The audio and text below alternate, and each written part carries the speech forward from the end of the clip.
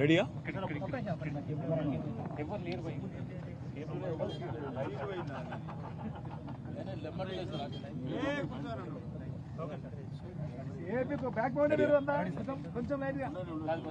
పేరుకేమో ప్రజాపాలన, ప్రజాప్రభుత్వం, పేరుకేమో మరి మేము చాలా ప్రజాస్వామికంగా ఉన్నాము అని చెప్పి తెల్లారి లేస్తే పాడిందే పాటరా అన్నట్టు ప్రతిరోజు అరిగిపోయిన గ్రామ్ఫోన్ రికార్డు లాగా ముఖ్యమంత్రి నుంచి మొదలు పెడితే మరి మంత్రుల దాకా అందరూ ఒకటే మాట, ప్రజాపాలన, ఇందిరమ్మ ప్రభుత్వం అని చెప్తారు.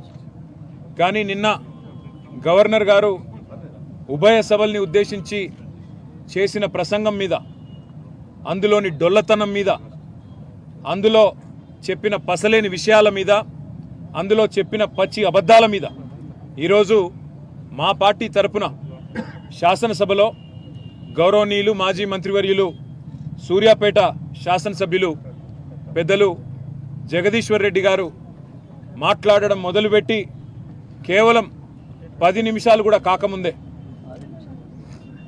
6 నిమిషాల లోపలనే ఈరోజు ఉద్దేశపూర్వకంగా అటు మంత్రులు, ఇటు కాంగ్రెస్ పార్టీకి సంబంధించిన శాసనసభ్యులు రన్నింగ్ కామెంటరీ చేస్తూ ఆయన ప్రసంగానికి అంతరాయం కలిగిస్తూ ఇష్టం వచ్చిన కామెంట్స్ చేస్తూ ఉంటే జగదీశ్వర్ రెడ్డి గారు ఏమాత్రం సంయమనం కోల్పోకుండా చాలా చక్కగా రాష్ట్రంలో ఎండిపోతున్న పంటలు, రాష్ట్రంలో అధోగతి పాలైన వ్యవసాయం, రైతుల కష్టాలు, జరగని రుణమాఫీ, పడని రైతు బంధు ఇవన్నీ ఎండగడుతూ తన పద్ధతుల్లో చాలా స్పష్టంగా ప్రభుత్వానికి ఇవాళ ఒక హెచ్చరికలాగా రాష్ట్ర ప్రజల తరపున చేస్తుంటే అమలు కాని 6 గ్యారంటీలు, ఇచ్చిన 420 హామీల వాగ్దాన భంగం, వీటన్నిటి మీద విమర్శలతో ఇవాళ దాడి చేస్తుంటే తట్టుకోలేని ప్రభుత్వం ఈరోజు నీతిబాహ్యంగా, నిస్సిగ్గుగా ఇవాళ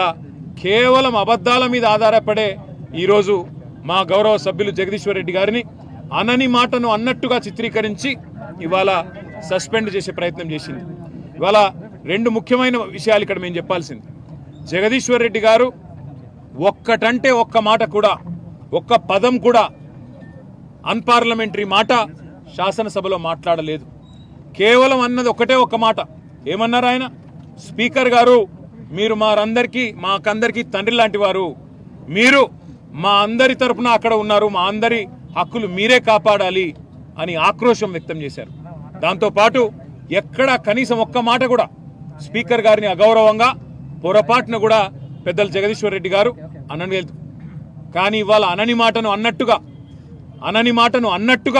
ఇవాళ జరగని తప్పునేదో తరిగినట్టుగా చిత్రీకరించి ఇవాళ మా గౌరవ సభ్యులు జగదీశ్వర్ రెడ్డి గారిని ఏదైతే ఈ సమావేశాలు ముగిసేంత వరకు సస్పెండ్ చేస్తున్నామని చెప్పి ఏకపక్షంగా నియంతృత్వ పోకడలతో ఈ రాష్ట్ర ప్రభుత్వం 5 గంటలు సభను వాయిదా వేసి ఢిల్లీలో ఉండే రేవంత్ రెడ్డి గారి ఆదేశం మేరకు గొంతు నొక్కి మా కనీసం ఉరిశిక్ష వేసే ముందు కూడా ఆ ఉరిశిక్ష ఎవరికైతే విధిస్తారో వారికి తమ వాదన చెప్పుకునే అవకాశం ఇస్తారు. కానీ జగదీశ్వర్ రెడ్డి గారికి కనీసం తాను చేసిన తప్పేంది, నేను ఏం మాట్లాడినా తప్పు మాట అని కనీసం వివరణ అడగడానికి కానీ, అవసరమైతే మా నాయకుడు, మా పెద్దలు, ప్రతిపక్ష నాయకులు, తెలంగాణ సాధించిన పెద్దలు గౌరవనీయులు కేసీఆర్ గారు మాకు స్పష్టంగా ఆదేశం ఇచ్చినారు. స్పీకర్ గారు పెద్దవారు, ఒకవేళ ఆయన బాధపడి ఉంటే ఏం పర్వాలేదు, మీరు విచారం వ్యక్తం చేయండి, తదనంతరం సభను సజావుగా జరిగేటట్టు సహకరించండి అని చెప్పి మాకు ఆదేశం ఇచ్చినారు. ఆ మాట మేమందరం కూడా, శాసనసభ్యులందరం కూడా పోయి స్పీకర్ గారికి, శాసనసభ వ్యవహారాల మంత్రి శ్రీధర్ బాబు గారికి కూడా స్పష్టంగా చెప్పొచ్చినాం. సార్, మాకు మైక్ ఇవ్వండి, మేము నిజంగానే ఏదైనా పొల్లు మాట మాట్లాడింటే అవసరమైతే టీవీ పెట్టి శాసనసభలో చూపెట్టండి, సభ్యులందరికీ అన్ని పార్టీల అభిప్రాయాలు తీసుకోండి. ఇట్లాంటి ప్రతిష్టంభన ఏర్పడ్డప్పుడు మూడ్ ఆఫ్ ద హౌస్ తీసుకుంటారు, అన్ని పార్టీల అభిప్రాయాలు తీసుకుంటారు. అవసరమైతే స్పీకర్ గారి ఛాంబర్లో ఒక సమావేశం పెట్టి ఈ ప్రతిష్టంభన తొలగించడానికి ప్రయత్నం చేస్తారు. ఒకవేళ ఏదైనా మాట దొర్లింది అని మీరు భావిస్తే మా సభ్యులు హుందాగా ముందుకొచ్చి విచారం వ్యక్తం చేయడానికి కూడా సిద్ధంగా ఉన్నాము. మా నాయకుడు చెప్పారు, మేము అనలేదు, తప్పు మాట అనలేదు, ఒక్క మాట కూడా పొల్లు మాట మాట్లాడలేదు.